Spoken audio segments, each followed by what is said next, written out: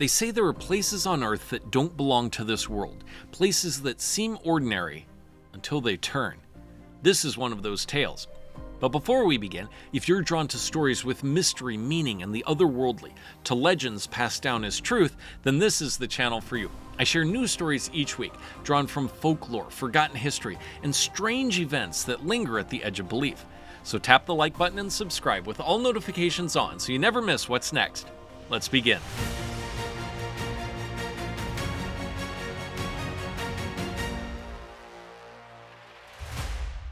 A long time ago, there was this small desert kingdom. Now, the king, his most trusted advisor, was his best friend from childhood. So they had grown up together, they fought battles shoulder by shoulder, they trained together, and in time, the advisor fell in love with the king's sister. And then the advisor got married to the sister. So they went from being best friends to being brothers. And then the king and the advisor, they had many children. Now, virtually all of their children were daughters, but they each had one son. And those sons were born within months of each other. So those sons also grew up as brothers. They were technically cousins, but they felt like they were brothers. They would spar in the courtyard with each other, and they had the same tutors. So these cousins were inseparable. But times had grown desperate. So there was war to the west, there was famine in the south, and the advisor suggested, let's have your son, the prince, marry the princess of the kingdom to the east. This would create a powerful alliance. We can then tap into their army and all the food that they have. Now, the king didn't have to think long. He saw there was no other option, so they contacted the kingdom to the east, and the kingdom to the east wrote back and said, this is a great idea. We would love to have your prince marry our princess. And, come on out. Here's the date of the wedding. Now, there was the battle going on in the west, and the king and the advisor had to go take care of that. And so the advisor suggested, send my son with the prince. They can go together. So they gathered 100 royal guards. They had chests of silk and gold, and the prince and his cousin, they rode off together. Now, they had a blast. They were sharing stories. They were talking about the prince will get married, and then sometime in the future the cousin will get married, and then they'll have kids, and their kids will grow up together, and it's just going to be amazing. And so after a few days of writing, the cousin then kind of secretly said to the prince, he said, before I left, my dad gave me this map that shows this shortcut to get to the kingdom in the east. Now, the caravan can't take this because they have all the horses and then the chests of silk and gold. But you and I, right, on our horses, we could just take this and we could get there a day or two ahead of the caravan.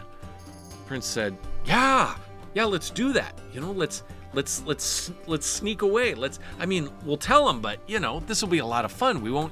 It'll be a surprise. And so they followed the map, and as they were going, they saw on the map, there was this kind of a little bit off to the side, but not too much. There was a spring. And the cousin said, look, there's a spring, there's water, there must be water there. Prince said, yes, I am parched. All of this riding in the desert is killing me. Let's go. So they get to the spring, and the prince hops off his horse. He goes down, he washes his hands. He drinks a little bit of the water. He kind of looks around and he sees the stones surrounding the spring. They have these ancient markings on it. The air was very cool and still, and he just thought, what an amazing place. What an amazing life this is going to be. And he sat there, and then he said, oh, I feel really cold all of a sudden. Cousin was like, wait, what? He said, yeah, I don't know. This water feels really weird. And then his voice started to sound odd. his body burned, and then it froze, and his limbs kind of lightened. His voice faltered, and in moments his form had shifted. He had become a woman. He screamed and fell back. The cousin said, "Oh, my prince!" His voice was trembling. "What strange curse has found you?" The prince, through tears, now the princess, choked out a single order. "Go, tell my father what happened. I'll stay here. I cannot return like this." So the cousin rode off, leaving her alone by the cursed spring. 3 days had passed. The now princess just sat next to the spring, didn't eat anything, was crying until her voice broke, and on the 4th night, so just past midnight, a rider approached on a bay horse. His robes were these long robes, and they had indigo and silver on them, and he had this crown that kind of shimmered like smoke, and his eyes were the color of dusk. "Who brought you here, traveler?" he asked. She explained everything and asked, "Who are you?" "I am a prince like you, but not of your world. My kind are called Djinn. You've likely heard of genies and lamps granting wishes. That's only a fragment of our people, distorted by stories. Jinns are ancient, born of smokeless fire. Will you help me?" There is a cost to everything, not one that I demand, but one the magic requires. "What cost?" "A memory, one of joy or victory, a piece of what you treasure most." So she softly whispered the story that he, the prince, had tamed a wild horse, and his father watched and clapped with pride. So she offered this memory and all of the warmth that it carried with it.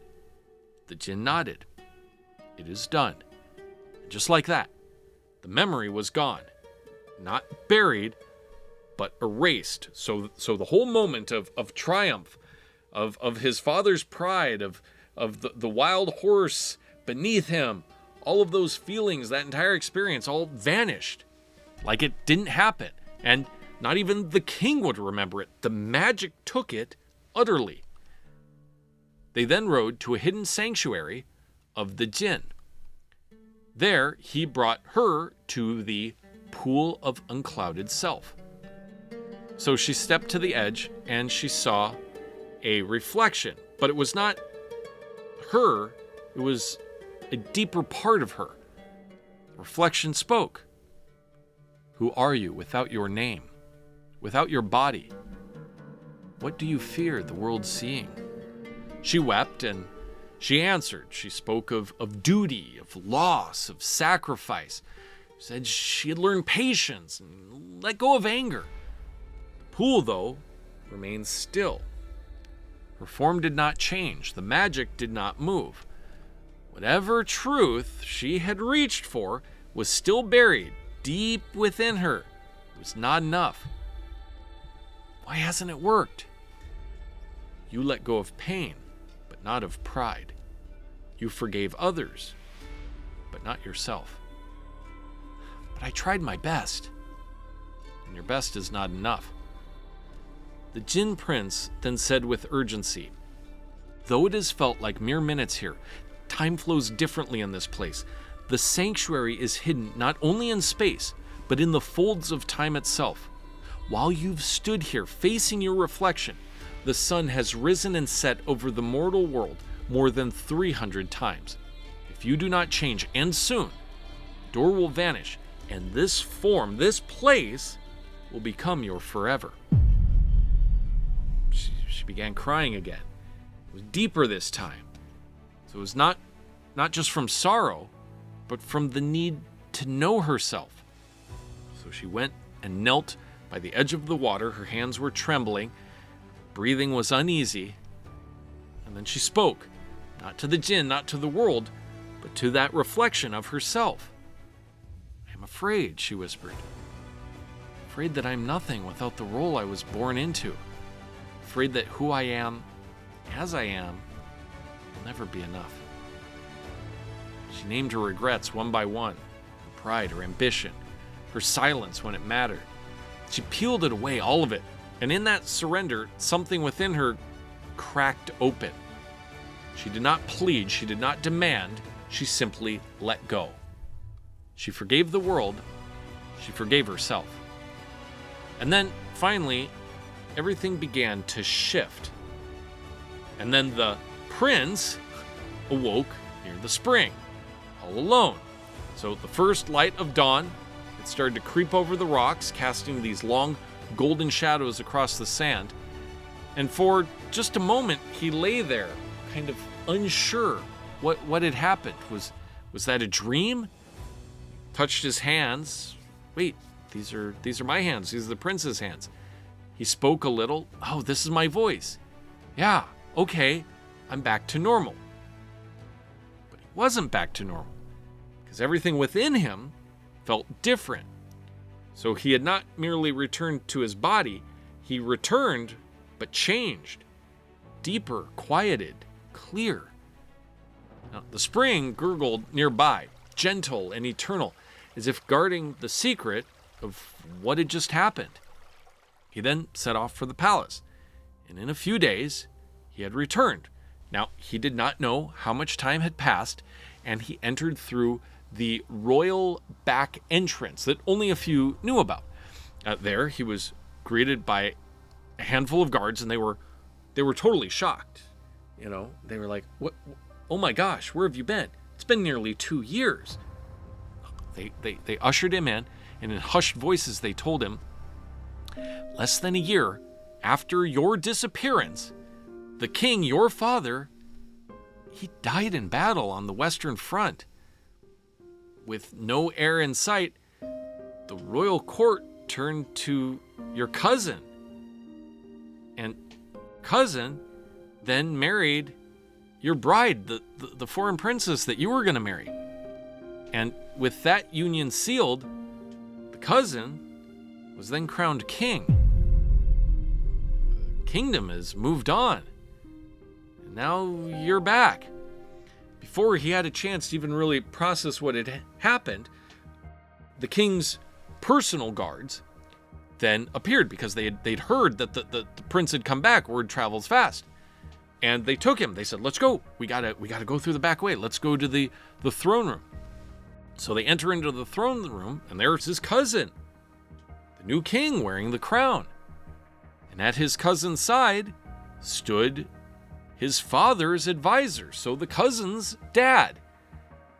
Now, the prince tried to meet his cousin's eyes, but the new king just kind of looked away, unable to hold his gaze. Then it was the advisor who spoke. "You are not well," he said calmly. "You disappeared almost 2 years now. You return in this strange form. Speaking of magic, the kingdom cannot afford confusion." He turned to the guards, said, "Take him to the dungeons. He's cursed. No one is to know. At dawn, this ends." The prince was then seized and thrown into the palace dungeon. Now, that night, a small band of veteran guards who had fought beside the prince's father in battle, gathered in secret. Now, they could not let the true heir to the throne be executed in darkness and silence, nobody ever knowing the truth.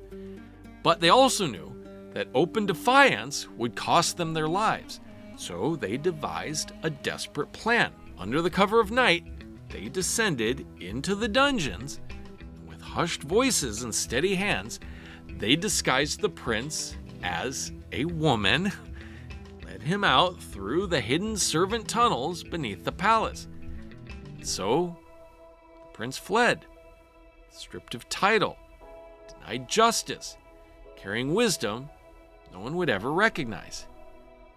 To survive, he would need to travel to a land far away, where no one knew his face. Though he had emerged spiritually transformed, enlightened in ways few ever would attain, he lost everything he once loved: his throne, his family, his home. All that remained was the wisdom he had gained and the silence of exile.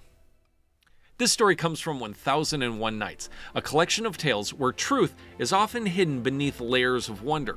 In stories like this, the price of wisdom is steep, and even those who find the path to transformation do not always return to the life they once knew. From this we learn, true transformation demands more than pain. It demands sacrifice. And those who pass through it may find themselves stripped of everything familiar, only to emerge with nothing left but the truth of who they've become. Let me know what you think in the comments below, and if this one stayed with you, share it with someone who's been through something that fundamentally changed them. I'll see you in the next story.